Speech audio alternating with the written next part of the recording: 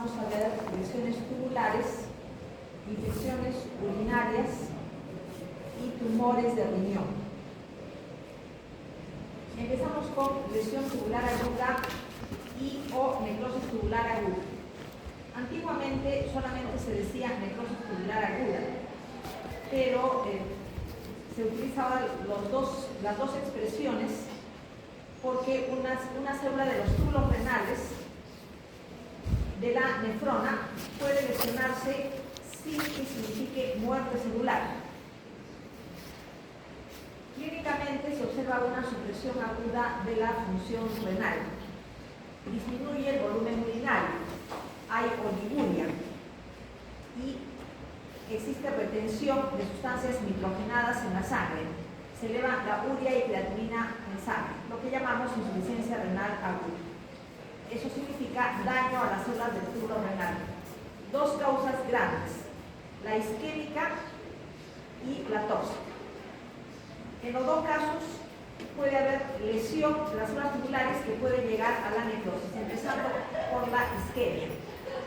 Significa mala perfusión, hipotensión por trauma, quemaduras grandes, shock de cualquier causa, pancreatitis aguda, deshidratación, coagulación intravascular diseminada, obstrucción urinaria.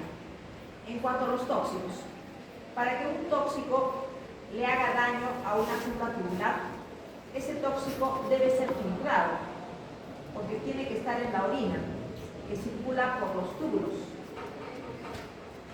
teniendo efectos tóxicos y causando daño. Por ejemplo, hemoglobina en la orina. La hemoglobina en la orina no es normal. La hemoglobina no tiene por qué ser filtrada, porque la hemoglobina está dentro de los glóbulos rojos.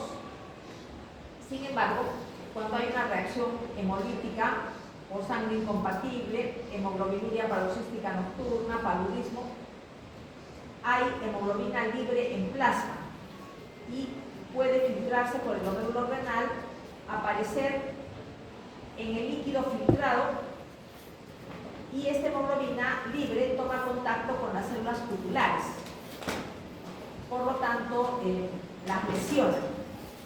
Lo mismo pasa con la mioglobina. La mioglobina no tiene por qué estar libre en el plasma. La mioglobina tiene que estar dentro del músculo estriado de tipo esquelético o cardíaco.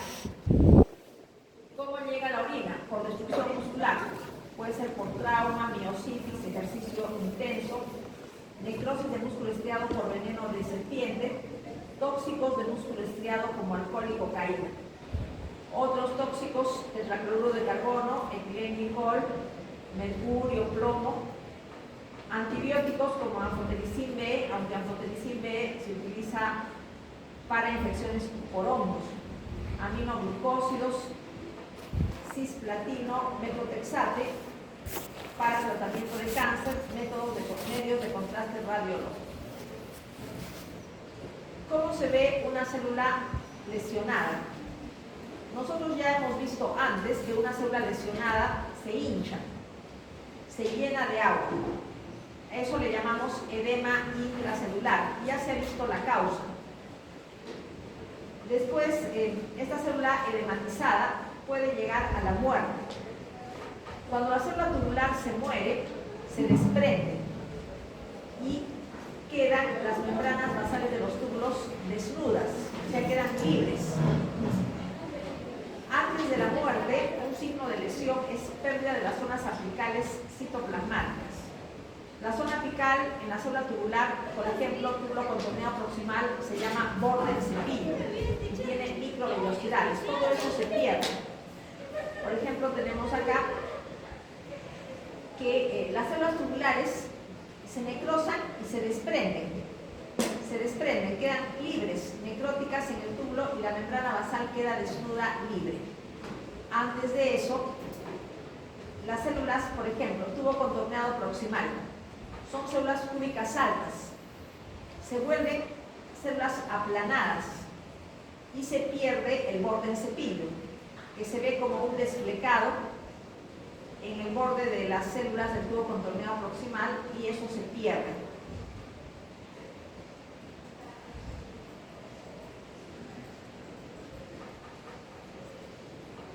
También se pueden formar cilindros glandulares, hialinos y pigmentados. Pigmentados generalmente por hemoglobina y por mioglobina. Ahora, los cilindros son hechos de un material eosinófilo, es un material proteico eosinófilo. Y ese material proteico eosinófilo es secretado por las células del asa de Henle y tubo contorneado distal. Y esa glucoproteína precipita en el túbulo renal, dando lugar a cilindros. Se llama proteína de Tamm-Horsman. ¿Qué pasa cuando se desprenden las células tubulares porque se han necrosado? La membrana basal queda libre. Tiene que haber una regeneración. Estas células tubulares necróticas tienen que ser reemplazadas por células viables. ¿Cómo se logra eso? Siempre van a haber zonas del túbulo renal en las que no ha habido necrosis. En el caso de la necrosis tubular isquémica, la necrosis es en parches, o sea, zonas necróticas intercaladas con zonas que están normales.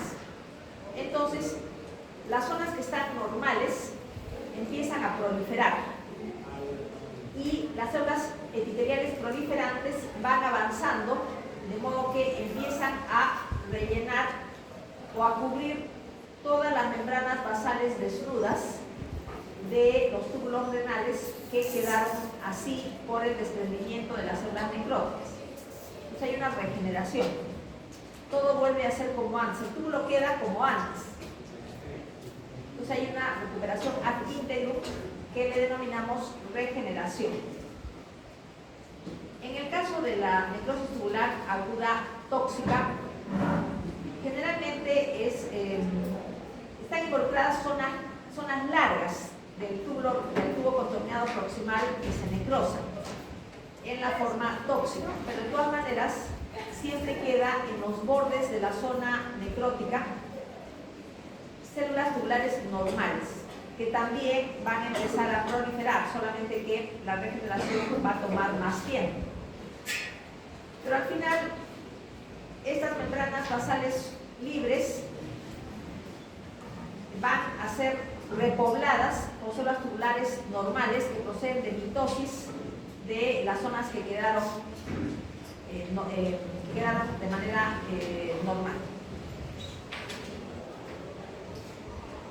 Interviene en la proliferación la producción de factores de crecimiento por células epiteliales que han quedado viables y por células inflamatorias. Entonces, hay producción local de factores de crecimiento que ayuda a la regeneración. Tenemos algunas características particulares, por ejemplo, epiléptico, edema celular marcado y depósito de cristales de oxalato de calcio en túbulos. Por ejemplo, en esta foto hay tanto edema de la célula tubular que la célula tubular parecen globos. No se ve el núcleo y se ven los citoplasmas claros por el edema. Y en algunos túbulos podemos ver podemos ver cristales precipitados. Cristales precipitados, por ejemplo, de oxalato de calcio, tal como sucede en la necrosis por etilenglicol. En el caso del tetracloruro de carbono, degeneración grasa de las células epiteliales. Intoxicación por plomo. Inclusiones nucleares oscuras. Hemoglobinuria y mioglobinuria, cilindros pigmentados. Ya hemos visto de dónde vienen los cilindros. Proteína de Tamm-Horsman precipitada. Y a esos cilindros se les añade hemoglobina y mioglobina que llegaron a la orina. En el caso del cloruro de mercurio, inclusiones eosinófilas en células tubulares.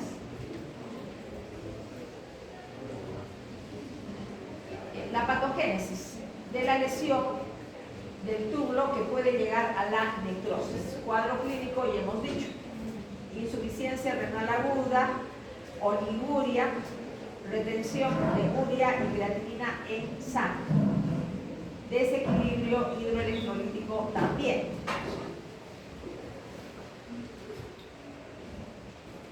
Las células del epitelio tubular renal son muy sensibles a la isquemia. El transporte activo de muchas sustancias depende del aporte de oxígeno. Entonces, ¿qué pasa cuando hay isquemia? Disminuye el aporte de oxígeno y las células tubulares tienen que lesionarse porque no cuentan con el oxígeno necesario para fabricar el ATP que les brinde energía para el transporte activo. Las zonas de la nefrona más sensibles a la isquemia son la porción recta del tubo contorneado proximal y la porción gruesa de la rama ascendente del asa de Henle. Al tubo contorneado proximal se le llama así porque tiene curvaturas, por eso es contorneado, tiene curvas, pero la parte final es recta y es esta parte final recta la que es más sensible a la deficiencia de oxígeno de la isquemia. También durante la isquemia se altera la polaridad celular. Las ATPasas transportadoras de sodio y potasio están normalmente en el borde vasolateral, o sea, en la base, esta es la membrana basal, entonces hacia la base y hacia las partes laterales. Y este es el lumen, donde está el borde en cepillo. La alteración de la polaridad de la isquemia consiste en que estas ATPasas, de estar en la parte vasolateral, se translocan al lumen. Cuando están en la posición normal, sodio y el sodio y el agua pasan de la célula tubular al intersticio, y eso es lo normal. Y de paso se arrastra agua, porque ustedes saben que el sodio tiene que arrastrar agua para mantener la isotonicidad. Se le absorbe sodio y agua hacia el intersticio. De ahí puede pasar a los vasos. Pero, ¿qué pasa cuando estas ATPasas de sodio y potasio pasan al borde luminal? Se produce una secreción de sodio hacia la orina. Entonces, aumenta el contenido de sodio en la orina. Eso pone en marcha un mecanismo compensatorio que se llama retroalimentación túbulo-glomerular. El túbulo contorneado distal detecta el incremento en la cantidad de sodio en la orina. ¿Por qué aumenta la cantidad de sodio en la orina? Ya hemos dicho, por la alteración de la polaridad de las ATPasas de sodio y potasio de la célula tubular. ¿En qué consiste la retroalimentación túbulo-glomerular? Vasoconstricción de la arteriola aferente. Vamos a ver un esquema. Tenemos entonces en el túbulo contorneado proximal hay una lesión de la célula tubular. La lesión puede ser isquémica o puede ser tóxica. En cualquiera de los casos, la célula lesionada puede terminar por morir. Las células muertas se desprenden del túbulo y forman una masa agrupada de células tubulares desprendidas en el lumen del túbulo, lo que causa obstrucción. ¿Cuál es la consecuencia de la obstrucción? Aumenta la presión del líquido intratubular y como consecuencia parte del líquido intratubular pasa al tejido conjuntivo que rodea el túbulo, pasa al intersticio, lo que produce hinchazón a dicho nivel, pudiendo apretar los vasos del intersticio, lo cual empeora la isquemia. Tenemos además que aumenta la concentración de sodio en el lumen, en el líquido del lumen, y eso da lugar a una vasoconstricción de la arteriola aferente, por lo que disminuye la tasa de filtración glomerular. disminuye el volumen urinario, se retiene urea y creatinina, como ya lo he explicado. ¿Por qué se produce la vasoconstricción de la arteriola aferente? Se producen vasoconstrictores en el mismo glomérulo, por ejemplo la endotelina, y disminuye la producción de vasodilatadores en el glomérulo también, tales como óxido nítrico y prostaciclina.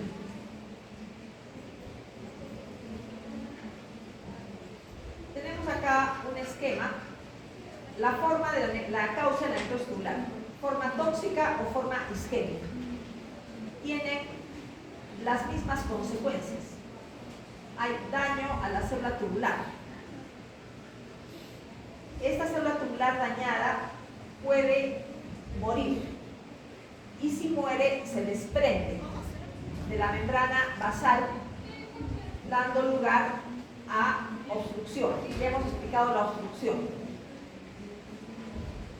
Aumenta la presión intratubular, lo que significa paso de líquido al intersticio que está rodeando los tubos, lo que empeora la isquemia y además hay inflamación por la necrosis.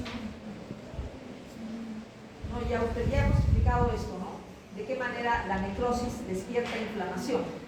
Eso ya lo hemos explicado antes. Recordamos los patrones moleculares asociados a daño, ¿no? Que desencadenan inflamación. Entonces, disminuye la tasa de filtración glomerular, disminuye el volumen urinario, se retiene urea y creatinina. ¿Qué pasa en la forma tóxica? En rojo están las zonas del túbulo que están necróticas. Y verde es las zonas del túbulo donde se forman los cilindros. Ya he explicado la causa de la formación de los cilindros hialinos o pigmentados en el túbulo. Vemos acá que en la forma isquémica la necrosis es en parches.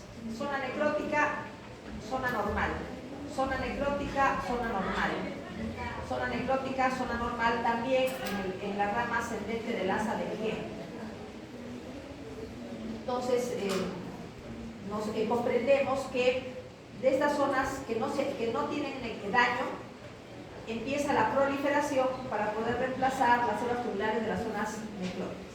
En la forma isquémica, necrosis es en parches. En la forma tóxica, lo primero que se necrosa y lo que se necrosa en mayor extensión es el tubo contorneado proximal. Y no es en una forma parcheada, sino en una forma continua.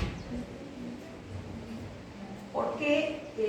Porque el tubo contorneado proximal es la primera parte de la nefrona en tomar contacto con la orina filtrada que contiene el tóxico. Entonces, la primera parte es la que está en mayor contacto con el tóxico. Por eso hay una necrosis prácticamente continua, pero siempre quedan en los bordes zonas viables para que se produzca la regeneración. También partes de la rama ascendente del asa de Henle pueden tener un daño tóxico. Pasamos a infecciones urinarias. Tenemos las infecciones de las vías urinarias bajas, por ejemplo, uretritis y cistitis. Y las infecciones del riñón, lo que llamamos pielonefritis. Cuando sucede una pielonefritis, tenemos una infección grave. Lo corriente es que la infección se quede en la vejiga, o sea, haya uretritis y cistitis y la infección no avance más. Pero la infección puede avanzar al riñón y vamos a ver de qué forma avanza hasta el riñón la infección, ¿no? Y la infección a nivel del riñón es una de las causas de nefritis tubulo-intersticial. Existen 3 etapas de la vida en las cuales hay un aumento en la tasa de infección de vías urinarias, por ejemplo, y diferentes causas. En En la infancia y niñez temprana, las causas son generalmente lesiones obstructivas congénitas. En mujeres en edad reproductiva, traumatismo durante el coito y obstrucción temporal de la vía urinaria durante el embarazo. Entonces, mujeres en edad reproductiva, debido a estas dos circunstancias, tienen aumento en la incidencia de infección urinaria. En la tercera edad, en los varones, las infecciones son más frecuentes por la hipertrofia glandular y estromal, la hiperplasia glandular y estromal de la próstata.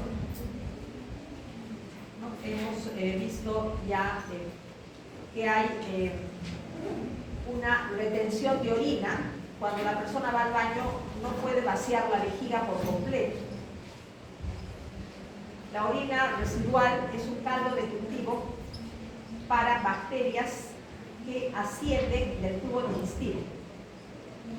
En las mujeres de la tercera edad, la predisposición a infecciones urinarias es consecuencia del prolapso genital, cáncer de cuello uterino que puede causar lesiones obstructivas. Nefrolitiasis es una causa de aumento en la incidencia de infección urinaria tanto en mujeres como en varones en la tercera edad. Hay dos vías de llegada de las bacterias o virus, bacilo de la tuberculosis, etcétera, a el aparato urinario. Tenemos la vía ascendente,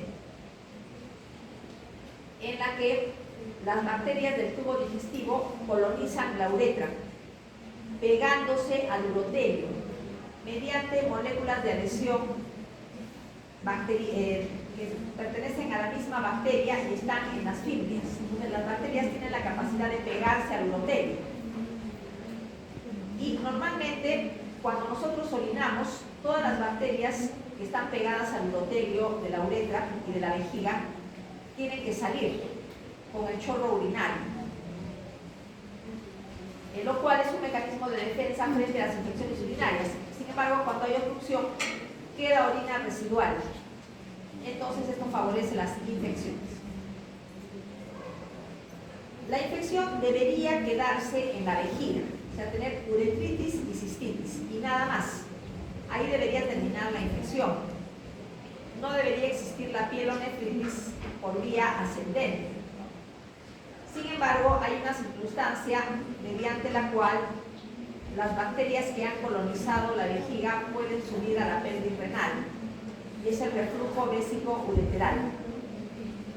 Una vez que las bacterias han llegado a la pelvis renal, tienden a extenderse a la corteza.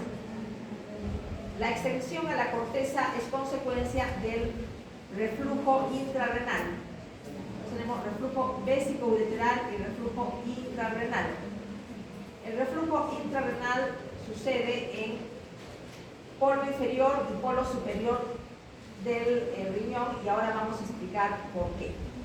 Por vía hematógena pueden llegar, en el caso de bacteriemia, bacterias como bacilo de la tuberculosis, Escherichia coli, estafilococo, pero también virus, incluso hongos. Pueden llegar por vía sanguínea en pacientes muy debilitados con septicemia. ¿Cómo llegan las bacterias que han colonizado la vejiga a la pelvis renal? Hemos dicho mediante el flujo vésico-ureteral, ¿no? Y después hay un reflujo intrarrenal. Vamos a empezar con el reflujo vésico-ureteral. Durante la micción se eliminan todas las bacterias, salvo vaciamiento incompleto por obstrucción. Entonces, inclusive, si hay una infección urinaria, sobre todo en mujeres en edad fértil, simplemente tomando bastante líquido, se puede controlar la infección. Si se toma mucho líquido, entonces frecuentemente uno va a orinar, ¿no? Vamos a orinar con frecuencia, ¿no? Porque estamos tomando mucho líquido. Entonces, con frecuencia estamos vaciando la vejiga, con lo cual se puede eliminar la infección urinaria y solucionar la cistitis solamente de esta forma, ¿no? Sin embargo, cuando hay reflujo vésico-ureteral y además obstrucción, las bacterias que han colonizado la vejiga suben por medio del uréter hasta la pelvis renal, extendiendo la infección, dando lugar a pielonefritis, que es mucho más grave. El reflujo vésico-ureteral es producto de malformaciones congénitas, pero también de vejiga neurogénica. Vejiga neurogénica significa vejiga que no se puede contraer, difícilmente puede miccionar. Entonces, ¿cómo se produce el vaciamiento de la vejiga? Generalmente se trata de pacientes que tienen una sonda vesical permanente. En cuanto a las causas, tenemos la lesión de la médula espinal, que da vejiga neurogénica, y además de la vejiga neurogénica tenemos la neuropatía diabética. Hay daño a los nervios que inervan la vejiga por la diabetes, la neuropatía diabética, lo cual hace que la vejiga sea incapaz de contraerse. La persona tiene que estar con una sonda vesical permanente, lo cual predispone al reflujo vésico-ureteral. Normalmente, cuando nosotros orinamos, la porción intravesical del uréter se cierra. Entonces, cuando orinamos, toda la orina sale por la uretra y nada de orina debería subir por el uréter hasta la pelvis renal. Nada. Entonces, cada vez que orinamos, se produce un cierre. El músculo liso de la vejiga cierra la porción intravesical del uréter. Entonces, nada de orina debería subir por el uréter hacia la pelvis renal. Prácticamente sería una orina que regresa, pero eso no debe suceder, porque esa orina que regresa puede tener bacterias. En cambio, ¿qué es lo que pasa cuando hay una malformación congénita que hace que la desembocadura del uréter en la pared de la vejiga no sea oblicua, no sea larga y oblicua, sino sea corta y horizontal? Esta es una malformación congénita que predispone a que cada vez que la persona orina, suba orina por el uréter y llegue a la pelvis renal, lo que corresponde al reflujo vésico-ureteral, y las bacterias pueden llegar a la pelvis renal por este mecanismo. Se puede demostrar el reflujo vésico-ureteral mediante ureterocistografía postmiccional. Se inyecta sustancia de contraste a la persona. Esa sustancia de contraste es filtrada por el riñón, por los glomérulos, y el contraste pasa del riñón a la pelvis renal, a los uréteres, y se concentra en la vejiga. Cuando la persona orina y se toman radiografías después de haber orinado, entonces la pelvis y el uréter deberían estar vacíos. Sin embargo, se llenan de contraste cuando la persona tiene reflujo vésico-ureteral, porque el contraste de la vejiga regresa por el uréter hacia la pelvis. Entonces, es una forma de demostrar el reflujo vésico-ureteral. Sin embargo, no basta con que las bacterias lleguen a la pelvis. Las bacterias tienen que extenderse hacia la corteza, lo que es causado por el reflujo intrarrenal. El reflujo intrarrenal no sucede en todo el riñón, solo sucede en el polo superior y el polo inferior. Entonces, ¿por dónde se extiende la infección a la corteza? Polo superior y polo inferior, nada más, mediante el reflujo intrarrenal, que es consecuencia de que las bacterias penetran en los tubos colectores de la corteza renal. ¿Pero por qué solamente en los polos? qué no en el resto de la corteza? Entonces tenemos un esquema para explicar reflujo intrarrenal. Normalmente, en los polos del riñón, polo superior y polo inferior, las papilas renales son aplanadas e incluso cóncavas. Y esta papila cóncava, solo de polo inferior y polo superior, permite que la orina de la pelvis renal penetre en los tubos colectores. Y si es una orina con bacterias, entonces las bacterias van a penetrar los tubos colectores y se disemina la infección a la corteza renal. En cambio, en el resto de la corteza, las papilas son convexas, o sea, son de punta redondeada. Y cuando la punta es redondeada, difícilmente la orina, tenga bacterias o no las tenga, puede penetrar en el tubo colector. En la papila convexa difícilmente penetra orina de la pelvis renal. En la papila cóncava fácilmente ingresa orina con o sin bacterias a los tubos colectores que están en la médula renal.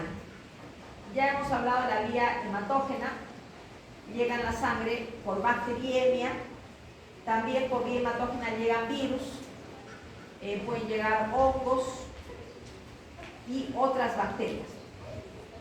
La vía hematógena de la infección renal es frecuente en inmunosuprimidos o con sepsis. Dejamos infecciones y pasamos a tumores, empezando con los benignos. Más frecuente, adenoma tubulopapilar renal, tiene focos de epitelio tubular o papilar. Hay un límite que es 0.5 centímetros de diámetro mayor. 0.5 o menos los consideramos benignos, los consideramos adenomas tubulopapilares, adenomas tubulopapilares. Estos adenomas están asociados a cicatrices o fibrosis en el riñón, frecuentes en casos de insuficiencia renal crónica como sin diálisis periódica. Las neoplasias epiteliales papilares, que tienen 0.5 a 3 centímetros, se consideran cánceres precoces. Más de 3 centímetros, una lesión papilar es considerada adenocarcinoma de células renales, variedad papilar. Pero entre 0.5 a 3 centímetros se consideran cánceres precoces. Tienen anomalías cromosómicas que corresponden al tumor en cuestión y un riesgo bajo de metástasis. La histología no permite diferenciar entre adenoma tubulopapilar y adenocarcinoma papilar de bajo grado. Son similares. Una orientación está dada por el tamaño del tumor. Más de 3 centímetros, de todas maneras, adenocarcinoma de células papilares. Entre 0. y 3 centímetros, cánceres precoces, adenomas papilares potencialmente malignos. Podrían dar metástasis. Menos de 5 centímetros, perdón, menos de 0.5 centímetros. Esto lo consideramos benigno. Tenemos acá adenoma metanéfrico. Se ven las papilas. Y dependiendo del tamaño lo podemos considerar cáncer precoz o adenoma simplemente, no menos de 5 centímetros. Otro tumor benigno es el oncocitoma, homogéneo, bien encapsulado y de color caoba. Este es el riñón, esta es la corteza y esta es la pelvis renal. Vemos aquí el tumor. Es un tumor color caoba, o sea, está entre marrón y anaranjado. Los citoplasmas son intensamente eosinófilos porque tienen abundantes mitocondrias. Entonces, microscópicamente podemos ver los grupos de células tumorales y a mayor aumento podemos ver que los citoplasmas son de un color rosado fuerte, como consecuencia de la gran cantidad de mitocondrias que hay en el citoplasma. Gran cantidad de mitocondrias. Al microscopio electrónico se pueden ver las mitocondrias de esta manera. una a continuación de otras, o sea, zonas del citoplasma con las mitocondrias bien empaquetadas porque están en grandes cantidades.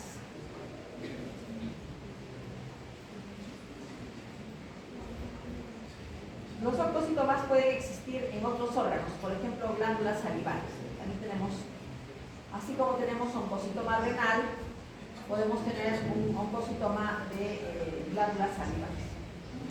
El angiomiolipoma pertenece al grupo de neoplasias que se llaman pecomas. ¿Qué significa las siglas PEC? PEC es un acrónimo. Significa célula epitelioide perivascular, no epitelial, epitelioide, célula epitelioide perivascular. Y los tumores de estas células se llaman pecomas y a estas células se les llama células PEC, como ya les he explicado. Una forma de pecoma, un ejemplo de pecoma es el angiomiolipoma. Por el nombre, ¿qué tipos de tejidos tendrá un angiomiolipoma? Evidentemente va a tener vasos sanguíneos, va a tener músculo liso y va a tener tejido adiposo mezclado. Se trata de tumores potencialmente malignos.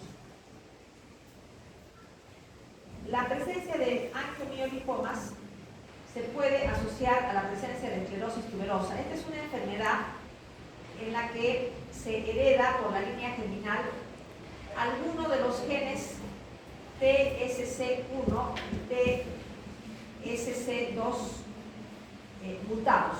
Los dos son genes supresores.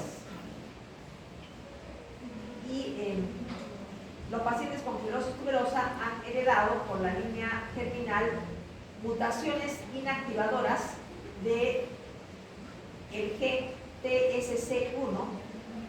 TS significa esclerosis tuberosa.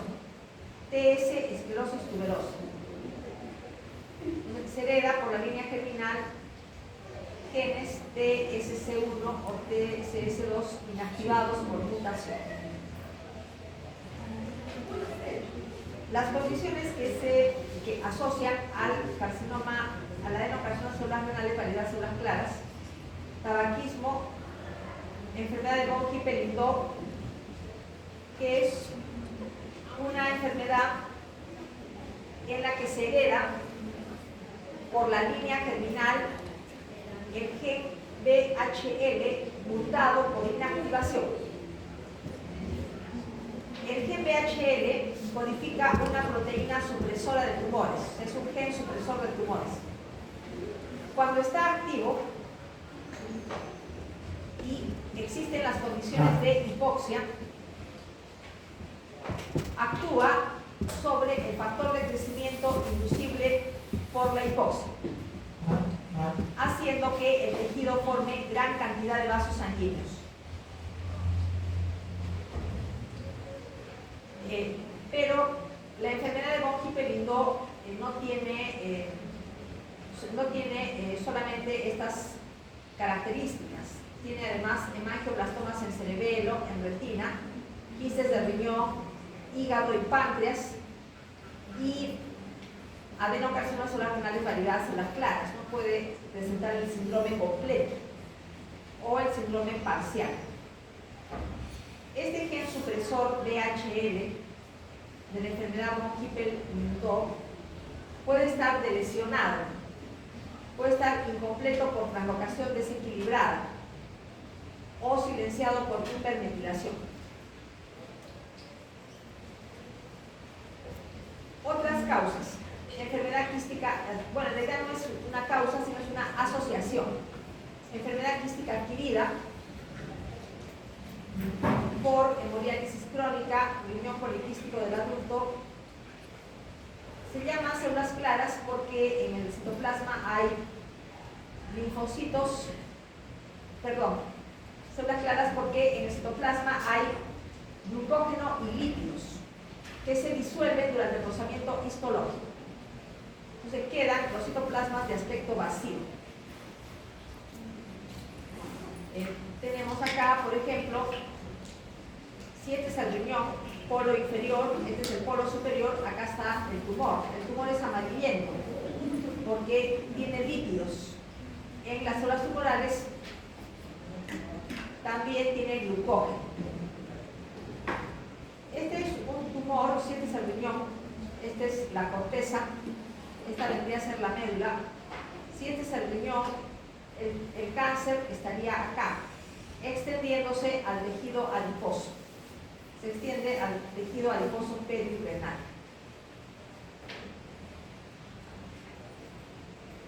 Vamos a ver también condiciones que se asocian a carcinoma de células renales, pero variedad papilar. Síndrome de leiomyomatosis hereditaria. En este síndrome se hereda por la línea germinal la enzima mitocondrial inactivada llamada fumarato hidratasa. Se hereda con anormalidad una enzima del ciclo de Krebs. También tenemos que se puede heredar la translocación del gen TFE3 o puede ser una translocación esporádica. TFE3 viene de factor de transcripción E3. Factor de transcripción E3. Este gen se ubica en el cromosoma X, brazo corto, región 11. Síndrome de Biddeford-Leubel se asocia a diversos tipos de carcinomas celulares renales. Se hereda mutada por la línea germinal el gen BHD. BHD significa Biddeford-Leubel. Y este gen codifica una proteína supresora de tumores que se llama foliculina.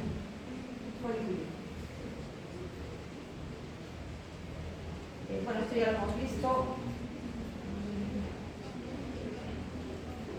Acá está el tumor. Las células tumorales, citoplasmas claros, como si no hubiera nada, contornos notorios, núcleos cancerosos. Acá también citoplasmas vacíos, contornos de las células notorios y los núcleos cancerosos. Acá también vemos lo mismo. Citoplasmas vacíos, se notan los contornos celulares y los núcleos son cancerosos. En cuanto a la variedad papilar, generalmente es multifocal, tiene alteraciones genéticas definidas. Y dentro de las alteraciones genéticas hay alteraciones cromosómicas bien definidas, como por ejemplo trisomía 13 y 17 y pérdida del cromosoma Y en varones. En el cromosoma 7 se ubica el gen CMET, que codifica a un receptor tipo tirosina quinasa del factor de crecimiento hepatocitario. Entonces, el CMET es un receptor de factores de crecimiento y sobre este receptor puede actuar el factor de crecimiento hepatocitario, que se llama también factor de dispersión. Interviene en el crecimiento, movilidad celular, invasión y diferenciación morfológica. En las papilas encontramos estroma con macrófagos espumosos y neutrófilos.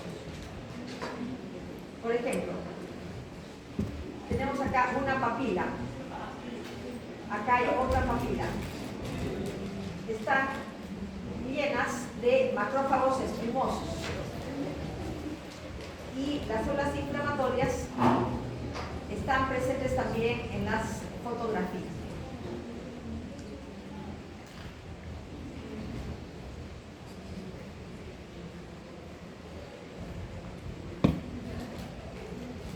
En la forma cromófoba hay hipodiploidía, consecuencia de pérdida de numerosos cromosomas. Entonces, estas células tumorales no tienen 46 cromosomas, que sería lo normal, tienen mucho menos, varios cromosomas menos, porque este tipo de cáncer renal tiene esa característica. El origen de la forma cromófoba está en las células intercaladas de los tubos colectores. Microscópicamente, bueno, ya lo hemos explicado, membranas celulares prominentes, disposición sólida y núcleo central. Entonces, forma sólida. En cada proliferación tenemos que se puede formar un halo. Hay una parte clara que viene a ser un halo.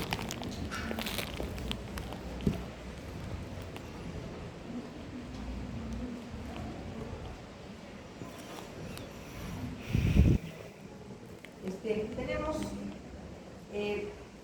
las alteraciones genéticas más importantes en la forma papilar y la forma células claras. La forma hereditaria se hereda mutado por la línea germinal del gen VHL inactivado, que es un supresor. Los tumores son generalmente multifocales. En la forma esporádica, el gen se inactiva, pero se trata de una alteración adquirida. Y como es un gen supresor, tiene que haber los dos golpes, o sea, los dos alelos tienen que inactivarse. Por ejemplo, cuando hay regresión del cromosoma 3, porque en el cromosoma 3 está el gen VHL.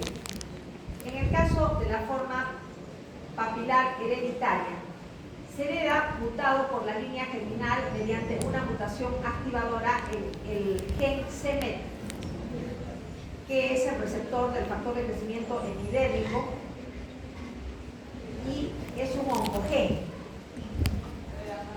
En la forma esporádica tenemos alteraciones cromosómicas, como por ejemplo trisomía 7, trisomía 17 y pérdida del cromosoma Y en varones.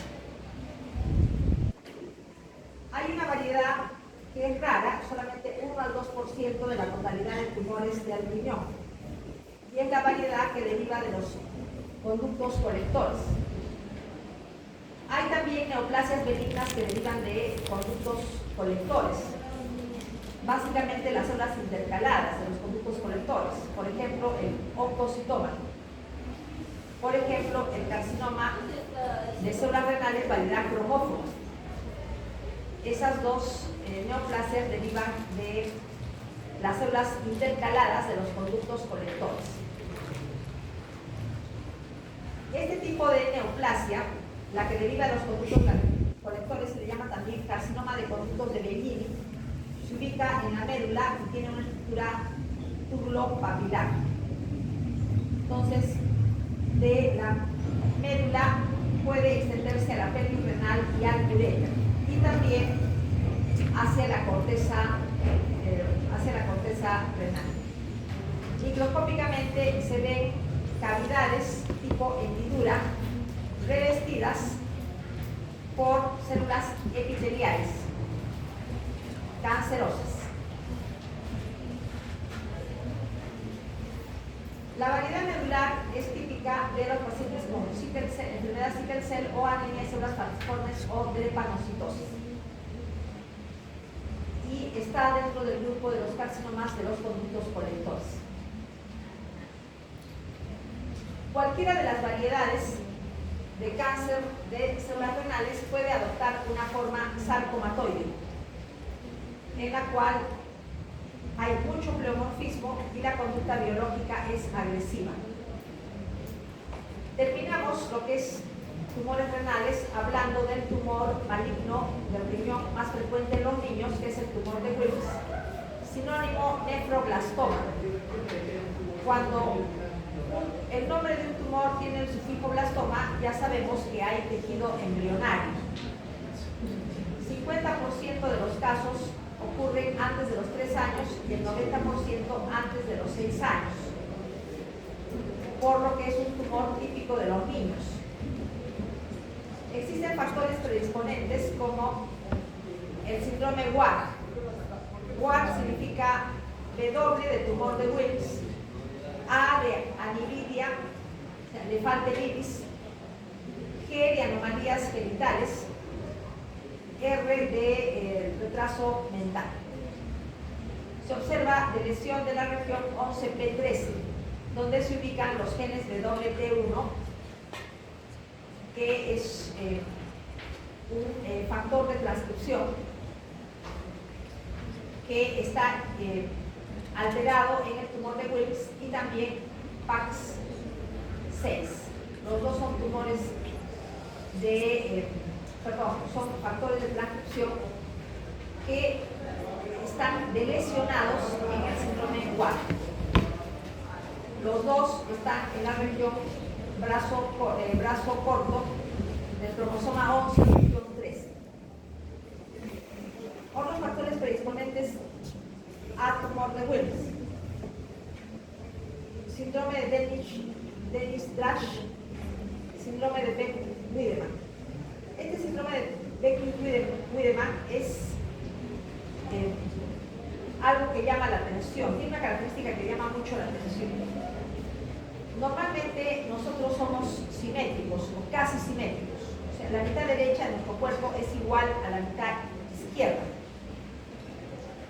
Sin embargo, las personas que tienen el síndrome de Beck-Wiedemann tienen un lado del cuerpo, la mitad del cuerpo más grande que la otra mitad. A eso se llama hemihipertrofia. Y es un rasgo llamativo del síndrome de Beck-Wiedemann. Aparte de la hemihipertrofia, tienen tendencia a tumoraciones de riñón. Pero sería una tumoración de riñón de los niños. El tumor de Wilms generalmente es único, 10% de casos es bilateral o multicéntrico, y es circunscrito. Puede tener zonas de hemorragia, necrosis o degeneración quística. El tumor de Wilms tiene tres componentes: el blastema, que tiene células embrionarias indiferenciadas, el mesénquima, que tiene tejido conjuntivo embrionario, y el epitelio, que tiene túbulos y glomérulos embrionados. En todos los casos del tumor de Wilms deberíamos poder identificar esos componentes, los tres componentes. Acá vemos si este es el tumor. Vemos que todavía se conserva algo del polo superior. Tenemos la conservación del polo superior, y acá está el ureo.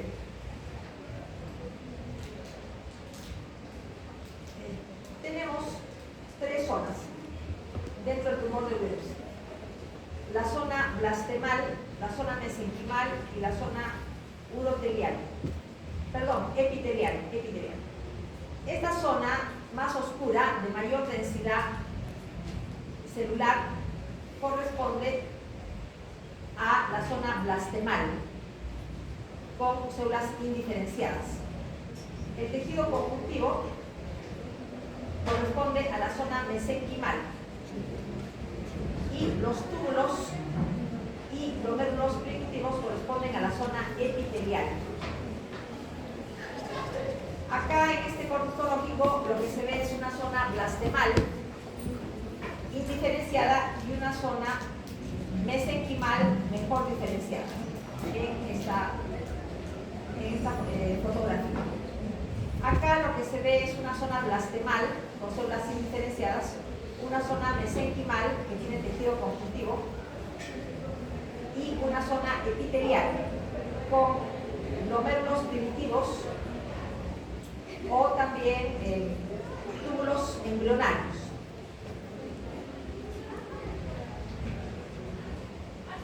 La histología puede ser del tipo desfavorable cuando se encuentran gran cantidad de mitosis de tamaño aumentado. Entonces, si tenemos gran cantidad de mitosis atípicas, decimos que es un tumor de Wilms anaplásico o de histología desfavorable. Nada más en cuanto a lo que es riñón. Hemos terminado patología renal y vamos a empezar patología de vías urinarias.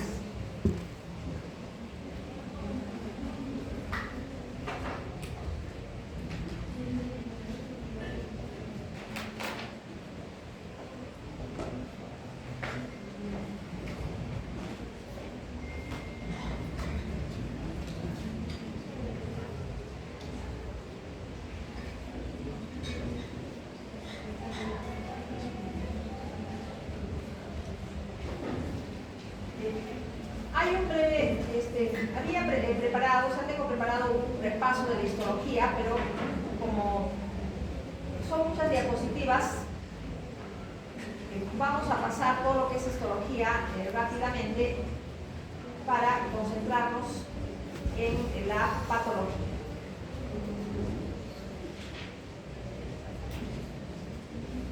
Empezamos con las anomalías congénitas, por ejemplo, uréter doble,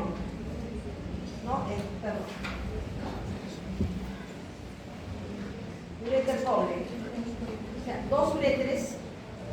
Cada uréter puede tener su propia pelvis renal, o sea, una sola pelvis renal para los dos.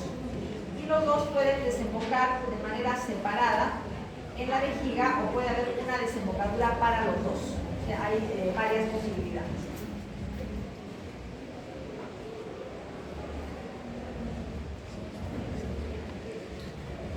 Otra anomalía congénita, obstrucción en la unión con la pelvis renal.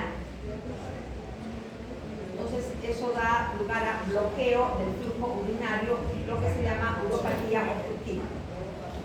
Divertículos, que son evaginaciones del uréter debido a alguna obstrucción, que significa una sobrecarga para el peristaltismo del uréter. Hidrouréter y megalouréter.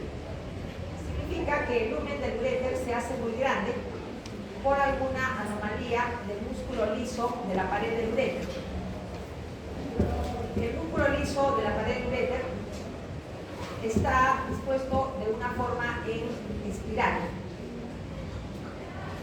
y puede tener áreas con debilidad de la pared muscular, lo cual desencadena primero la evaginación formando divertículos y después el megalouréter o hidrouréter.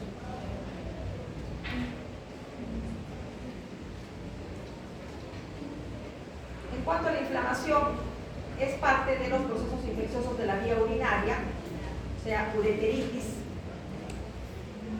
Tiene características similares a la cistitis, por ejemplo. En la lámina propia, en cualquier inflamación de causa infecciosa o no infecciosa, va a haber células inflamatorias. Puede haber neutrófilos si la infección es aguda, o linfocitos celoplasmáticas si la infección es crónica. Hay algunas variantes de la ureteritis, que son la ureteritis quística, en la que se encuentran quistes en la lámina propia. Vamos a ver la patogénesis de los quistes de la lámina propia y la forma folicular. La forma folicular tiene gran cantidad de folículos linfáticos en la mucosa del uréter y significa inflamación severa. Se ve macroscópicamente la ureteritis quística. Se observan zonas que protruyen hacia la mucosa. Pasamos a tumores y lesiones pseudotumorales en los uréteres. Tenemos los tumores benignos de uréter, pólipo fibroepitelial y leiomioma, básicamente, y los malignos, que son similares a los tumores uroteriales en otras partes de la vejiga urinaria.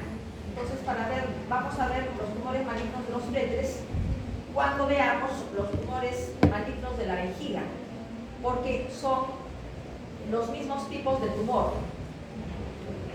Hay urotelio.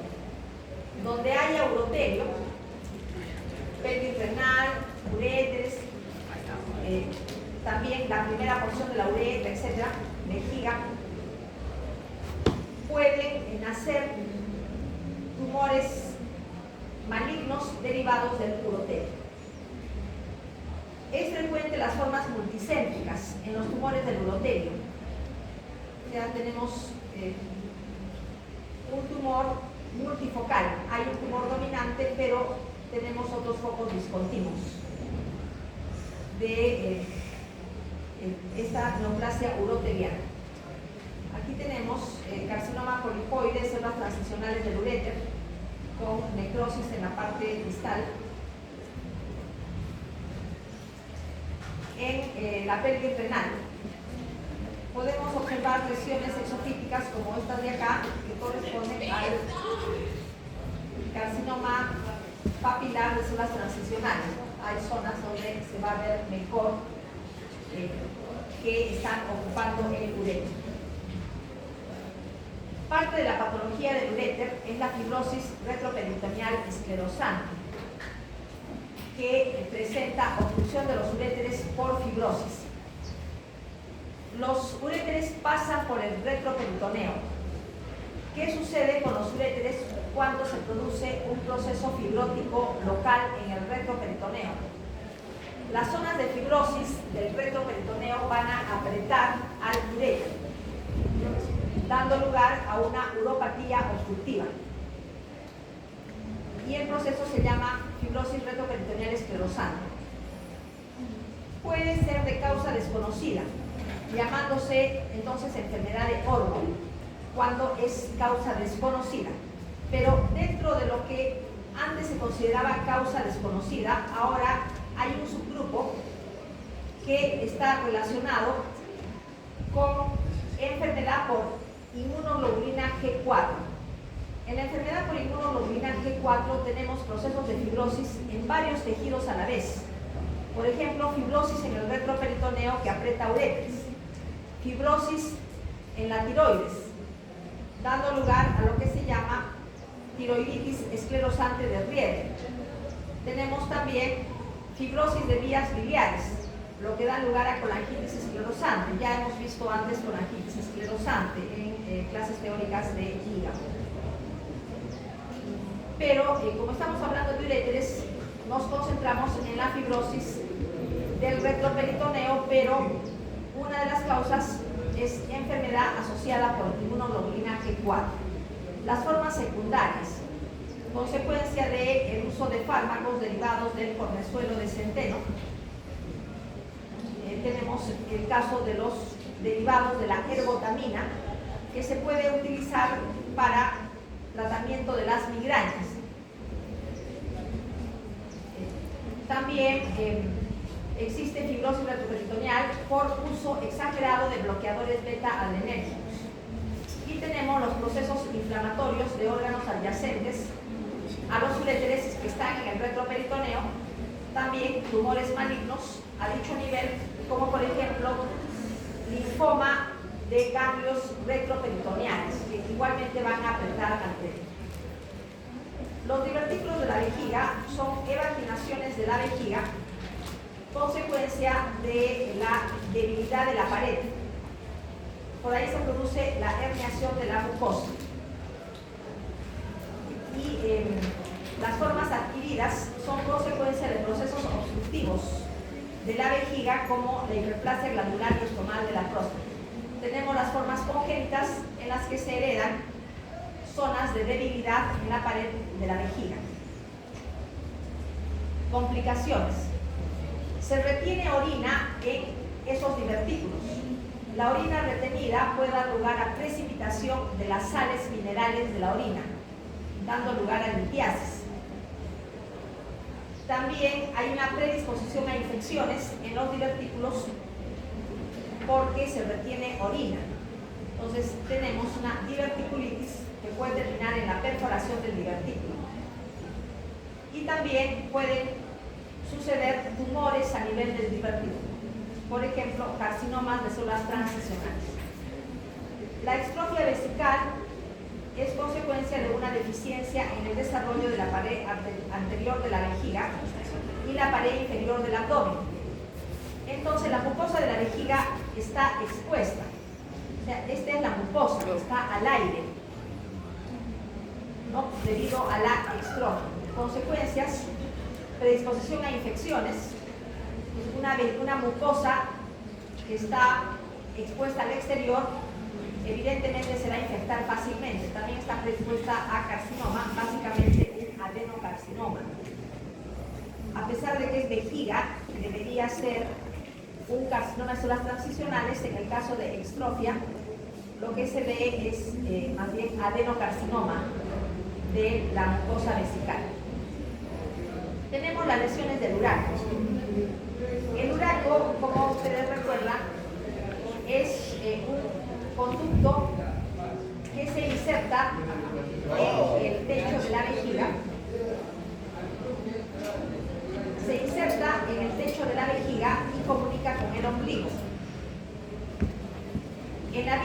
embrionaria es permeable, o sea, es un tubo con un lumen, pero después ese tubo pierde lumen, queda como un cordón sólido fibroso, y eso es lo normal. Pero a veces quedan zonas en las cuales no se ha producido la obliteración completa del lumen, y tenemos lo que se denomina quistes del Urach.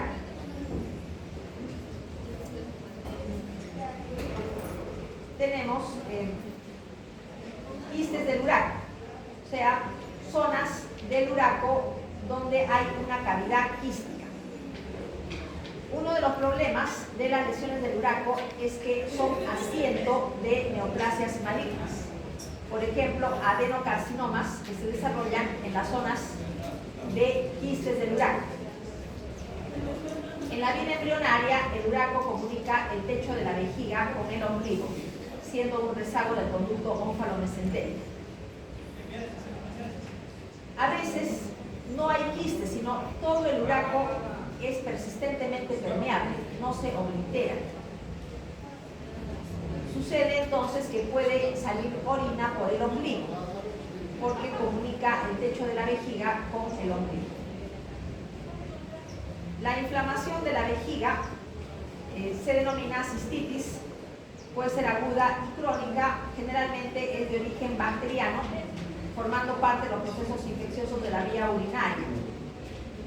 El origen es ascendente o hematógeno. Ya hemos hablado de la forma ascendente. Primero se coloniza la uretra por bacterias del tubo digestivo. Las bacterias se pegan al urotelio mediante moléculas de adhesión de las fibrias. Y después viene la colonización de la vejiga para dar una cistitis. Y una cistitis bacteriana puede terminar en una pielonefritis, ya eso lo acabo de explicar, ¿no? En base al reflujo vésico-ureteral. Tenemos también, formas ascendentes, ya lo hemos explicado, formas hematógenas. Pueden llegar otro tipo de bacterias, como la tuberculosis, puede llegar el estafilococo y otras bacterias gram negativas, también virus y hongos. Cuando tenemos cistitis por hongos, generalmente el paciente está inmunosuprimido. Los virus pueden causar cistitis, clamidia, micoplasma. El adenovirus puede causar cistitis hemorrágica, adenovirus. Cistitis por parásitos. En Oriente Medio se puede ver infección por esquistosoma hematólogo, que es un parásito que puede afectar la vejiga. La ciclofosfamida puede dar también cistitis hemorrágica, al igual que la irradiación de la vejiga. En cualquier inflamación vamos a ver edema, congestión vascular, exudado, neutrofílico en la forma aguda, y cuando hay una cistitis crónica vamos a ver también linfocitos y células plasmáticas. La inflamación crónica puede ser tan severa que aparecen folículos linfoides en la lámina propia. Se forma un tejido mal y decimos que se trata de una cistitis folicular. Pueden haber numerosos eosinófilos. Tenemos la cistitis eosinofílica, que puede ser un proceso alérgico con eosinofilia o un proceso inflamatorio inespecífico.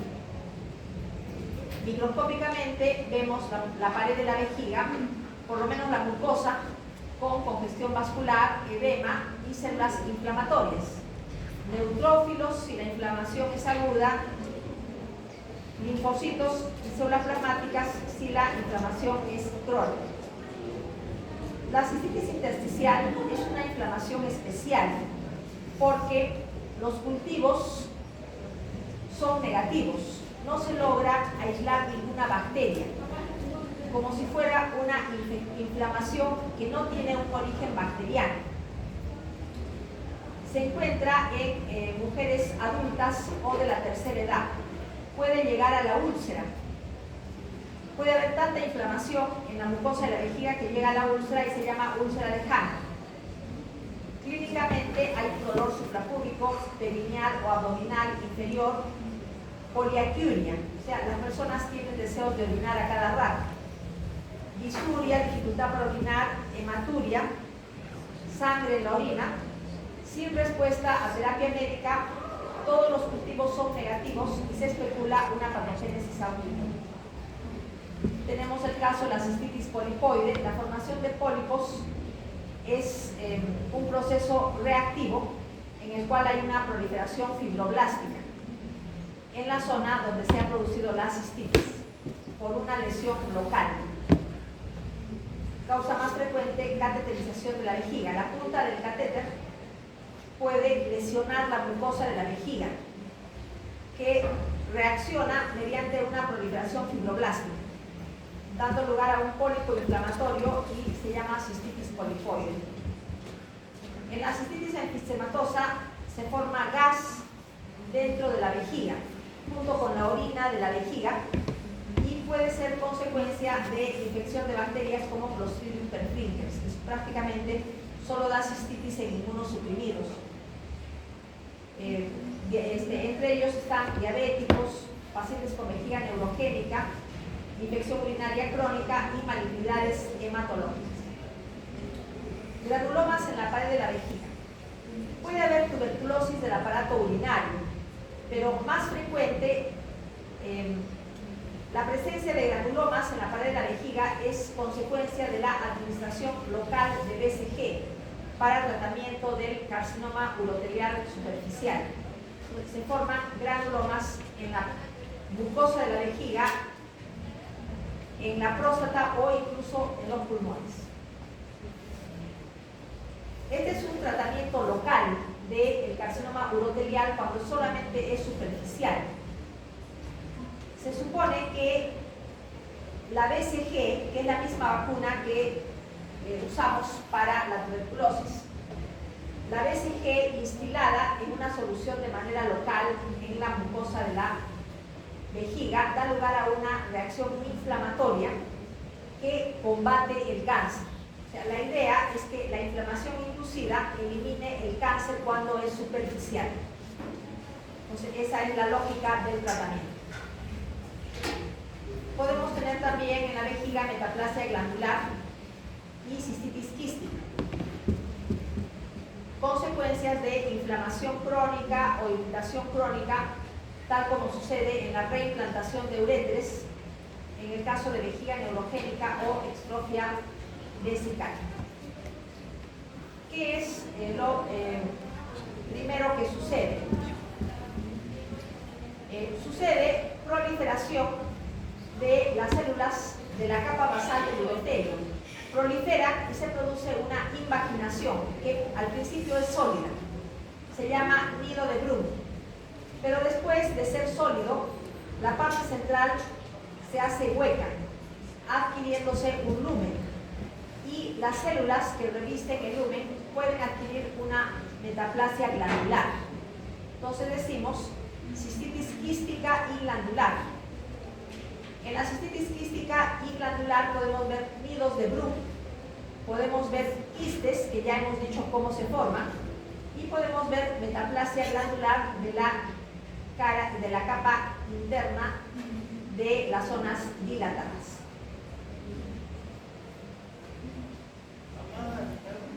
Acá también cistitis glandular, metaplasia glandular. Ya hemos explicado cómo se produce. Puede haber igualmente metaplasia escamosa en la vejiga. Entonces, el urotelio es reemplazado por epitelio cornificado plano, cornificado o no cornificado, más resistente a la agresión y a los estímulos irritativos. Metaplasia escamosa se puede observar en la cistitis por esquizosoma hematóbico y es un factor predisponente al carcinoma epidermoide de la vejiga. Hiperplasia del músculo liso, hiperplasia e hipertrofia del músculo liso de la vejiga. Sucede por procesos obstructivos. Macroscópicamente se ve trabeculación. Se ven los cordones del músculo liso resaltando a nivel de la mucosa. Eso le denominamos trabeculación. Pasamos a los tumores del urotelio. Se llaman también tumores de células transicionales. Los factores que predisponen son el tabaquismo, cercanía a industrias petroquímicas, exposición ocupacional a tintas de anilina como la benzidina y beta-naftilamina. Ahora esas tintas ya no se usan. Se utilizaba antes en la industria textilera para teñir textiles, pero ahora ya no, porque ya se sabe que dan lugar a cáncer de vejiga. Nefropatía por analgésicos, infección por esquistosoma hematobium, ciclofosfamida. La ciclofosfamida da cistitis hemorrágica, pero también puede dar carcinoma de células transicionales de la vejiga. Radiación en el abdomen inferior, igual, puede dar lugar a cistitis hemorrágica y también a un carcinoma urotelial de la vejiga. Desde el punto de vista molecular tenemos dos vías de evolución del cáncer. Una de las vías da lugar a la formación de tumores papilares y la otra vía da lugar a la formación de lesiones aplanadas.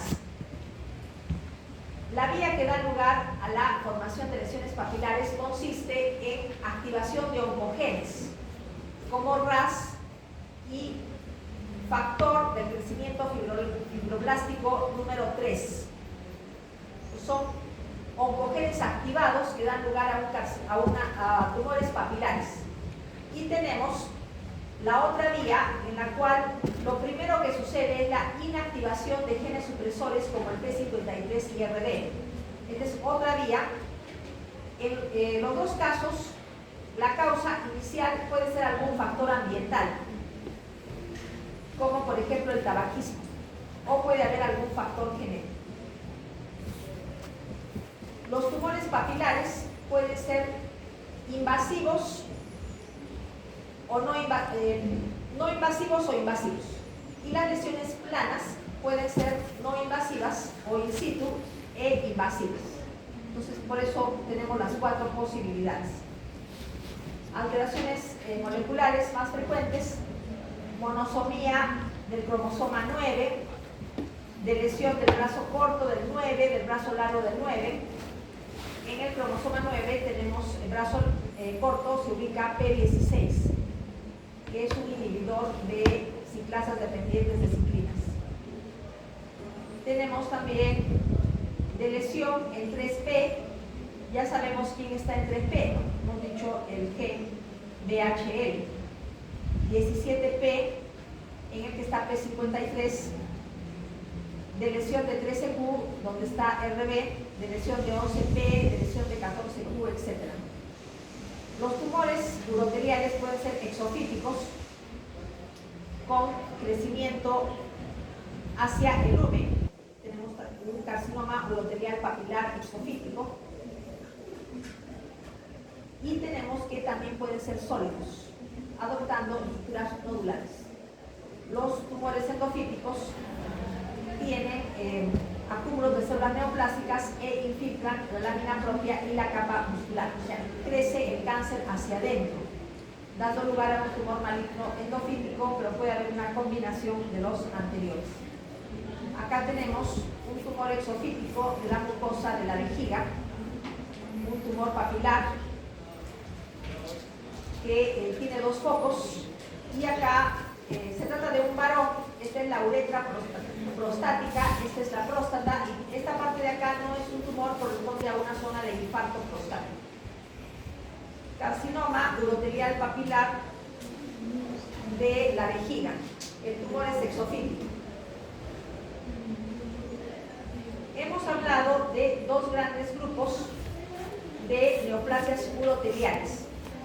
Las formas in situ, papilar o no papilar. La forma no papilar le decimos plana, forma plana. Y la forma invasiva, que puede ser papilar o no papilar. Por eso hablamos de cuatro posibilidades, ¿no? Ya hemos mencionado las cuatro posibilidades de tumores: papilar in situ, papilar invasivo, lesión plana in situ, lesión plana invasiva. Son las cuatro posibilidades, y hablamos de mutaciones diferentes.